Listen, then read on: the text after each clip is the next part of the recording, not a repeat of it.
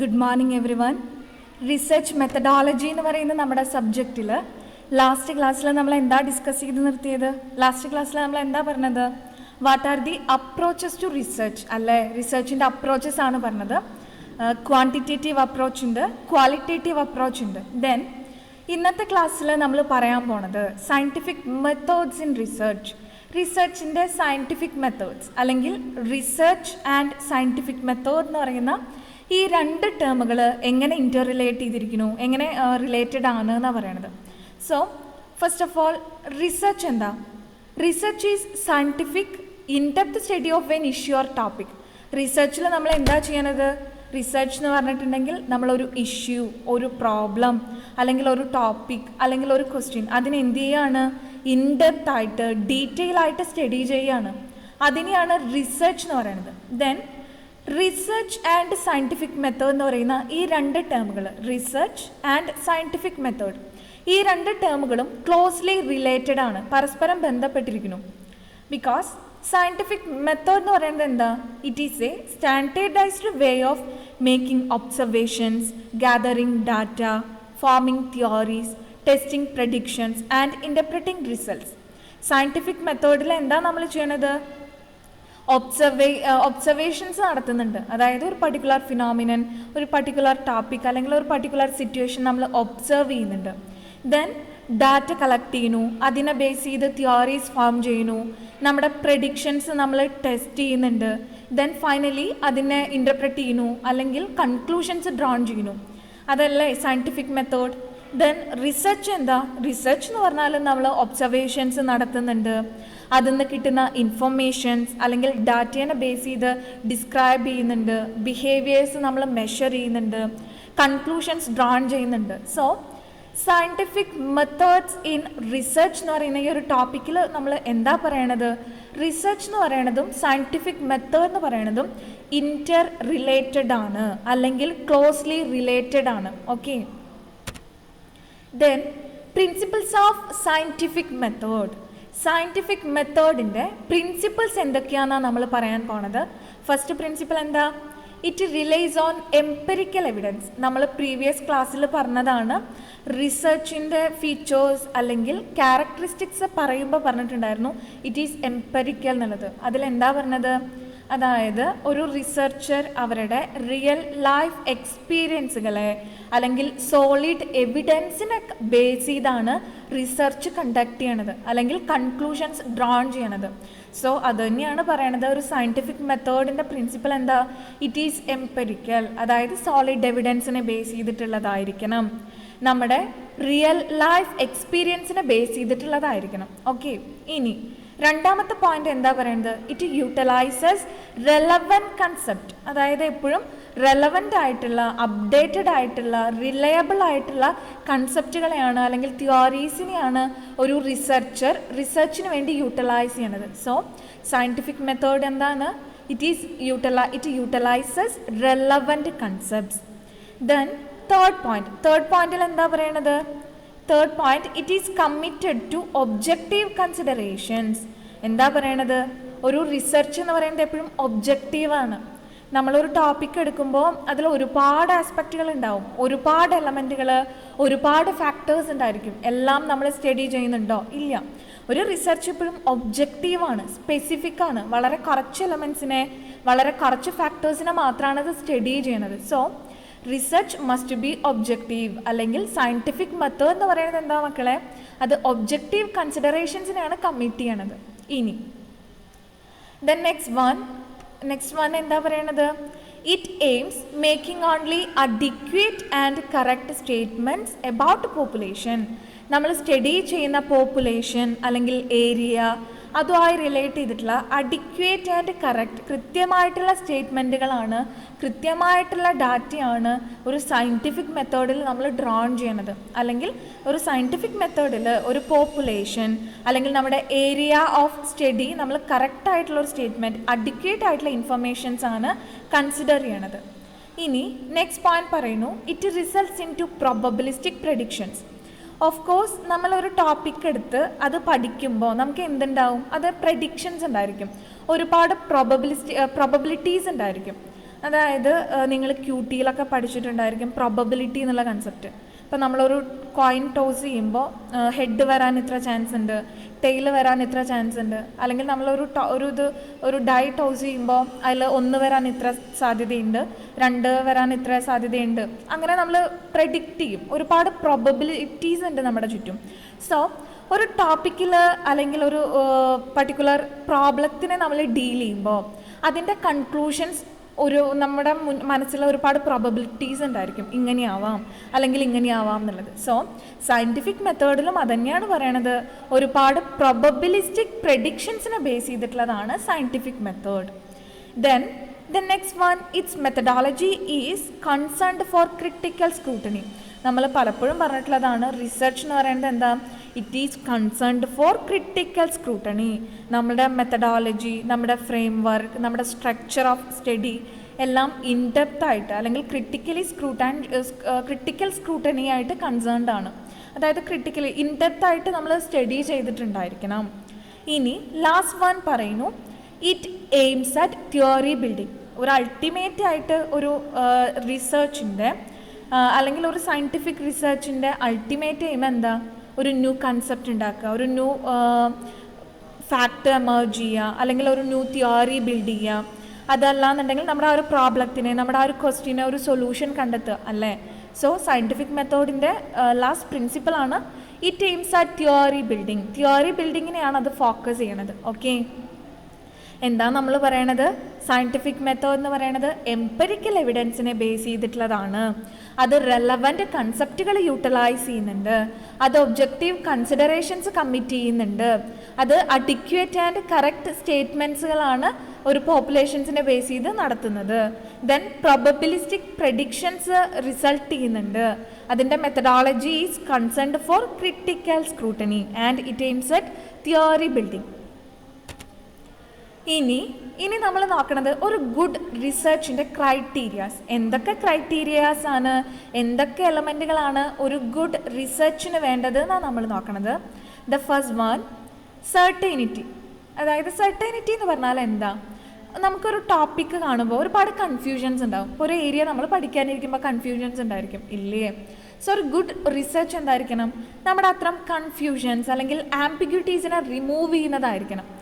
ആ ഒരു റിസർച്ചിൽ സെർട്ടൈനിറ്റി ഉണ്ടായിരിക്കണം. അതായത് ക്ലിയർ ആയിട്ട് അതിൽ യൂസ് ചെയ്യുന്ന തിയറീസ്, കൺസെപ്റ്റ്, അതിൻ്റെ സ്ട്രക്ചർ എല്ലാം ക്ലിയർലി ഡിഫൈൻഡ് ആയിരിക്കണം. ദെൻ രണ്ടാമത്തെ point, continuity. What is continuity? ഇപ്പം ഞാനൊരു ടോപ്പിക്കിൽ ഒരു പർട്ടിക്കുലർ റിസർച്ച് കണ്ടക്ട് ചെയ്ത് ഒരു പർട്ടിക്കുലർ ടോപ്പിക്കിൽ റിസർച്ച് ചെയ്ത് ഞാൻ നിർത്തിയെന്നുണ്ടെങ്കിൽ അതിൻ്റെ ഫർദർ അഡ്വാൻസ്മെൻറ്റിന് അല്ലെങ്കിൽ അത് കൂടുതലായി സ്റ്റഡി ചെയ്യാനുള്ള ഒരു ഓപ്ഷൻ അവിടെ ഉണ്ടായിരിക്കും. അതായത് ആ ഒരു പർട്ടിക്കുലർ ടോപ്പിക്കിൽ റിസർച്ച് റിപ്പീറ്റ് ചെയ്യാൻ ഫർദർ അഡ്വാൻസ്മെൻറ്റിന് വേണ്ടി വീണ്ടും റിസർച്ച് കണ്ടക്ട് ചെയ്യാനുള്ള ഒരു ഓപ്പർച്യൂണിറ്റി അവിടെ ഉണ്ടായിരിക്കും. അതിനെയാണ് കണ്ടിന്യൂറ്റി എന്ന് പറയുന്നത്. ബിക്കോസ് നമ്മളിപ്പോൾ റിസർച്ച് കണ്ടക്ട് ചെയ്യുമ്പോൾ ലിറ്ററേച്ചർ റിവ്യൂ എന്ന് പറഞ്ഞിട്ടുള്ള ഒരു ഏരിയ ഉണ്ടല്ലോ, അതിൽ നമ്മൾ എന്താ പറയണത്, ഇതേ ടോപ്പിക്കിൽ നമ്മുടെ മുന്നേ ഉള്ളവർ നടത്തിയിട്ടുള്ള സ്റ്റഡി അതല്ലേ അതിൽ മെൻഷൻ ചെയ്യണത്. സോ ആ ഒരു ഓൾറെഡി ഒരുപാട് പേര് സ്റ്റഡി ചെയ്തിട്ടുള്ള ഒരു എലമെൻ്റാണ് വീണ്ടും നമ്മൾ ഫർദർ അഡ്വാൻസ്മെൻറ്റിന് സ്റ്റഡി ചെയ്യണത്. സോ ഒരു ഗുഡ് റിസർച്ചിന് എപ്പോഴും എന്ത് വേണം, ദ എലമെൻറ്റ് ഓഫ് കണ്ടിന്യൂറ്റിയുടെ ഒരു എലമെൻറ്റ് വേണം. ഇനി ദ തേർഡ് വൺ, ഒബ്ജക്റ്റിവിറ്റി. നമ്മൾ നേരത്തെ പറഞ്ഞു റിസർച്ച് എന്താണ്, ഒബ്ജക്റ്റീവാണ്, വളരെ സ്പെസിഫിക് ആണ്, കെയർഫുള്ളി പ്ലാൻ ചെയ്തിട്ടുള്ളതാണ്. അതായത് ഒബ്ജക്റ്റീവാണ്. ഒരുപാട് എലമെൻറ്റ്സിനെ സ്റ്റഡി ചെയ്യാതെ നമ്മൾ തിരഞ്ഞെടുക്കുന്ന, നമ്മൾ ഐഡൻറ്റിഫൈ ചെയ്യുന്ന സെർട്ടൈൻ എലമെൻറ്റ്സിനെയാണ് ഫോക്കസ് ചെയ്യണത്. That's why research is objective. Then ഒരു റിസർച്ചിൽ എപ്പോഴും ട്രാൻസ്പെറൻസി വേണം. What is transparency? അതായത് ഒരു ഫ്രാങ്ക്നെസ്. അതായത് നമ്മൾ യൂസ് ചെയ്യുന്ന മെത്തഡോളജി, നമ്മുടെ പ്രൊസീജിയറൽ ഡിസൈൻസ്, നമ്മുടെ കൺസെപ്റ്റുകൾ അല്ലെങ്കിൽ നമ്മുടെ ഫൈൻഡിങ്സ്, നമ്മൾ ഡ്രോൺ ചെയ്ത കൺക്ലൂഷൻസ് എല്ലാം ട്രാൻസ്പെറൻ്റ് ആയിരിക്കണം, സുതാര്യമായിരിക്കണം. എല്ലാവർക്കും അത് ക്ലിയറായി അല്ലെങ്കിൽ കംപ്ലീറ്റ് ആയി മനസ്സിലാക്കാൻ പറ്റുന്നതായിരിക്കണം. ഇനി വാലിഡിറ്റി എന്ന് പറയുന്നത് എന്താ, എപ്പോഴും നമ്മൾ സ്റ്റഡി ചെയ്യുമ്പോൾ നമ്മൾ യൂസ് ചെയ്യുന്ന ഡാറ്റ അല്ലെങ്കിൽ നമ്മൾ ഡ്രോൺ ചെയ്തിട്ടുള്ള കൺക്ലൂഷൻസ് എല്ലാം വാലിഡ് ആയിരിക്കണം, റിലയബിൾ ആയിരിക്കണം, അപ്ഡേറ്റഡ് ആയിരിക്കണം. ഓക്കെ, അപ്പോൾ എന്തൊക്കെയാണ് നമ്മൾ പറഞ്ഞത്, ഇത്രയും നേരം പറഞ്ഞത് എന്താ, ഗുഡ് റിസർച്ചിന് വേണ്ട ക്രൈറ്റീരിയാസ് ആണ് നമ്മൾ പറഞ്ഞു വരുന്നത്. സെർട്ടൈനിറ്റി വേണം, കണ്ടിന്യൂറ്റി വേണം, ഒബ്ജക്റ്റിവിറ്റി വേണം, ട്രാൻസ്പെറൻസി വേണം, വാലിഡിറ്റി വേണം. Then it must B data based. അതായത് ഒരു റിസർച്ച് എന്ന് പറയുന്നത് ഇൻഫർമേഷൻസിനെ അല്ലെങ്കിൽ ഡാറ്റേനെ ബേസ് ചെയ്തിട്ടുള്ളതായിരിക്കണം. നമുക്കറിയാം എപ്പോഴും നമ്മൾ ഒബ്സർവേഷൻസ് എടുക്കണു, ആ ഒബ്സർവേഷൻസിൽ നിന്ന് നമ്മൾ ഡാറ്റ കളക്ട് ചെയ്യുന്നു, ആ ഡാറ്റ ഗ്യാദർ ചെയ്ത് അതിനെ അനലൈസ് ചെയ്യുന്നു. സോ ഒരു സയൻറ്റിഫിക് മെത്തേഡ് അല്ലെങ്കിൽ ഒരു സയൻറ്റിഫിക് റിസർച്ച് അല്ലെങ്കിൽ ഒരു ഗുഡ് റിസർച്ച് എന്ന് പറയുന്നത് എന്താണ്? ഇറ്റ് ഈസ് ഡാറ്റ ബേസ്ഡ്, ഡാറ്റേനെ അല്ലെങ്കിൽ ഇൻഫർമേഷൻസിനെ ബേസ് ചെയ്തിട്ടുള്ളതാണ്. Then the last one, confidential.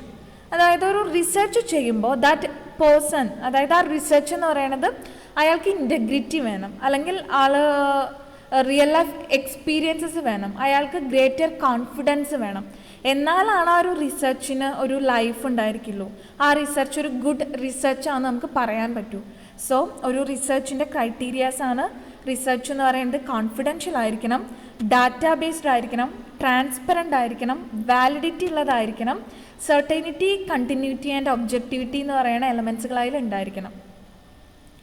Then നമ്മൾ ഇനി പറയാൻ പോണത് the next topic is delt with qualities of good research. നമ്മളിപ്പോൾ ഒരു റിസർച്ചിന് വേണ്ട ക്രൈറ്റീരിയാസ് അല്ലെങ്കിൽ എലമെൻറ്റ്സ് പറഞ്ഞു. ദെൻ അതേപോലെ ക്വാളിറ്റീസാണ് നമ്മൾ പറയണത്. ഒരു റിസർച്ച് എപ്പോഴും സിസ്റ്റമാറ്റിക് ആയിരിക്കണം. വാട്ട് ഈസ് സിസ്റ്റമാറ്റിക് എന്ന് പറഞ്ഞാൽ എന്താ? നമ്മൾ ഓൾറെഡി മെൻഷൻ ചെയ്തിട്ടുള്ള കാര്യങ്ങളാണ് സിസ്റ്റമാറ്റിക് എന്താണെന്നൊക്കെ. അതായത് എന്താണ്, നമ്മളെപ്പോഴും ഒരു റിസർച്ചിൽ സ്റ്റെപ്പ് ബൈ സ്റ്റെപ്പ് ആയിട്ടാണ് ഓരോ കാര്യങ്ങൾ ചെയ്യണത്. ആദ്യം പ്രോബ്ലം ഐഡൻറ്റിഫൈ ചെയ്യുന്നു, ദെൻ പ്രോബ്ലം സ്റ്റേറ്റ് ചെയ്യുന്നു, ഒബ്ജക്റ്റീവ്സ് എന്താണെന്നുള്ളത് സെറ്റ് ചെയ്യുന്നു, ഹൈപ്പോത്തസിസ് സെറ്റ് ചെയ്യുന്നു. അങ്ങനെ സ്റ്റെപ്പ് ബൈ സ്റ്റെപ്പ് ആയിട്ടല്ലേ ഒരു റിസർച്ച് കണ്ടക്ട് ചെയ്യണത്, കൺക്ലൂഷൻസ് ഡ്രോൺ ചെയ്യണത്. സോ ഒരു ഗുഡ് റിസർച്ചിന് വേണ്ട ക്വാളിറ്റി എന്ന് പറയുന്നത് ഇറ്റ് മസ്റ്റ് ബി സിസ്റ്റമാറ്റിക്. അതായത് സ്ട്രക്ചേർഡ് ആയിരിക്കണം, സ്റ്റെപ്പ് ബൈ സ്റ്റെപ്പ് ആയിട്ട് ഓരോ പ്രോസസ്സുകളും സീക്വൻഷ്യൽ ഓർഡറിൽ കണ്ടക്ട് ചെയ്യണം.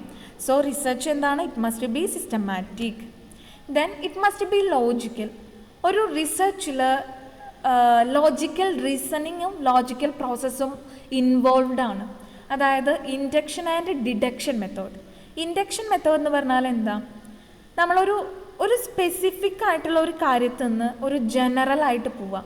അതായത് induction is a process of reasoning from a part to whole. അതായത് ഒരു ചെറിയൊരു കാര്യം, ഇപ്പം നമ്മളൊരു കമ്പനീനെ പഠിച്ച് ആ കമ്പനി സിറ്റുവേറ്റ് ചെയ്യുന്ന ഇൻഡസ്ട്രി, ദെൻ അതിൽ നിന്ന് നമ്മുടെ എൻറ്റയർ എൻവയോൺമെൻറ്റ് അല്ലെങ്കിൽ എൻറ്റയർ ഇക്കണോമി, അങ്ങനെ പോവാന്നുണ്ടെങ്കിൽ അതെന്താണ്? ഇൻഡക്ഷനാണ്. അതായത് ഒരു സ്പെസിഫിക് കാര്യത്തിൽ നിന്നും ജനറലൈസ് ചെയ്യാം. ഇപ്പം എന്താണ്, ഒരു കമ്പനിയെ പഠിക്കുകയാണ്, ആ കമ്പനിയിൽ നിന്ന് അത് നിലനിൽക്കുന്ന ഇൻഡസ്ട്രീനെ സ്റ്റഡി ചെയ്യുന്നു, ദെൻ ആ ഇൻഡസ്ട്രിയിൽ നിന്ന് എൻറ്റയർ ഇക്കണോമിയിലേക്ക് പോകുന്നു. അതെന്താണ്? ഇൻഡക്ഷൻ മെത്തേഡാണ്. ദെൻ ഡിഡക്ഷൻ എന്ന് പറഞ്ഞാലോ അത് ജസ്റ്റ് ഓപ്പോസിറ്റ് മീൻസ് ഒരു ജനറൽ സ്റ്റേറ്റ്മെൻറ്റ് അല്ലെങ്കിൽ ഒരു ജനറൽ ആയിട്ടൊരു ഹൈപ്പോത്തസിസ് സെറ്റ് ചെയ്ത് അതിൽ നിന്ന് നമ്മൾ എന്ത് ചെയ്യാണ്? സ്പെസിഫിക് ആയിട്ട് ഒരു ലോജിക്കൽ കൺക്ലൂഷനിലേക്ക് എത്തുകയാണ്. അതായത് ഒരു എൻറ്റയർ ഇക്കണോമീനെ പഠിക്കുന്നു, അതിൽ നിന്ന് ഇൻഡസ്ട്രീനെ പഠിക്കുന്നു, ദെൻ അതിൽ നിന്ന് എന്ത് ചെയ്യുന്നു? ഒരു കമ്പനീനെ പഠിക്കുന്നു. അതായത് ജനറലായ ഒരു സിറ്റുവേഷൻ നിന്ന് സ്പെസിഫിക് ആയി മാറുന്നത് ഡിഡക്ഷൻ മെത്തേഡും, ഒരു സ്പെസിഫിക് സ്ഥാനത്ത് നിന്ന് ജനറലൈസ് ചെയ്യണത് എന്താണ്? ഇൻഡക്ഷനാണ്. അപ്പം നമ്മളിപ്പോൾ എന്താ പറഞ്ഞത്? ഒരു ഗുഡ് റിസർച്ചിൻ്റെ ക്വാളിറ്റിയാണ് പറയുന്നത്. ഫസ്റ്റ് വൺ നമ്മൾ എന്താ പറഞ്ഞത്? സിസ്റ്റമാറ്റിക് ആയിരിക്കണം. ഒരു ഗുഡ് റിസർച്ച് എന്ന് പറയുന്നത് സിസ്റ്റമാറ്റിക് ആയിരിക്കണം, അതായത് സ്ട്രക്ചേർഡ് ആയിരിക്കണം. ദെൻ നെക്സ്റ്റ് വൺ ലോജിക്കൽ ആയിരിക്കണം, അതായത് ഇൻഡക്ഷൻ ആൻഡ് ഡിഡക്ഷൻ മെത്തേഡ്സ് ഒക്കെ യൂസ് ചെയ്യുന്നതായിരിക്കണം. Then next one it must be empirical. ഇത്രയും നേരം പറയണത് സോളിഡ് എവിഡൻസിനെ ബേസ് ചെയ്തിട്ടുള്ളതായിരിക്കണം, റിയൽ ലൈഫ് എക്സ്പീരിയൻസിനെ ബേസ് ചെയ്തിട്ടുള്ളതായിരിക്കണം. എന്ത്? എംപെരിക്കൽ ആയിരിക്കണം ഒരു റിസർച്ച്.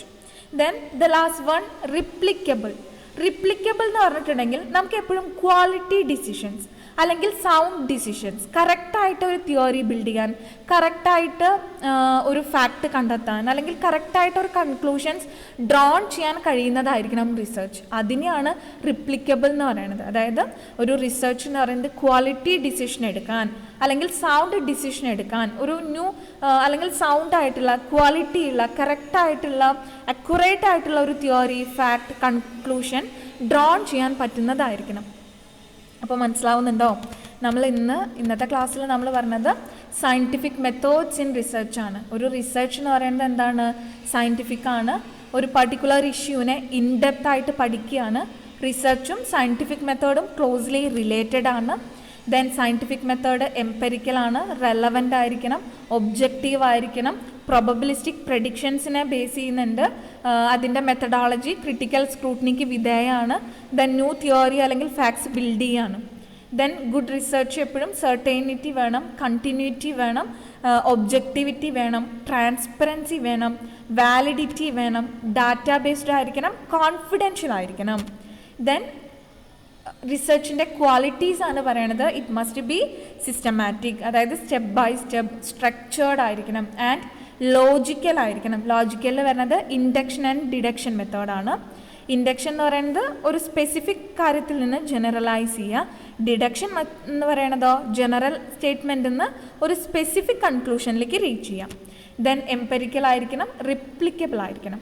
ഓക്കെ, സോ നിങ്ങൾക്ക് എന്തെങ്കിലും ഡൗട്ട്സുകൾ ഉണ്ട് എന്നുണ്ടെങ്കിൽ എൻ്റെ അടുത്ത് പേഴ്സണലായിട്ട് ചോദിക്കുക. പിന്നെ നോട്ട്സുകൾ അപ് ടു ഡേറ്റ് ആയിട്ട് കൃത്യമായിട്ട് എഴുതിയെടുക്കുക. ഒരു സെപ്പറേറ്റ് നോട്ട്ബുക്ക് കീപ്പ് ചെയ്യുക. Okay, thank you.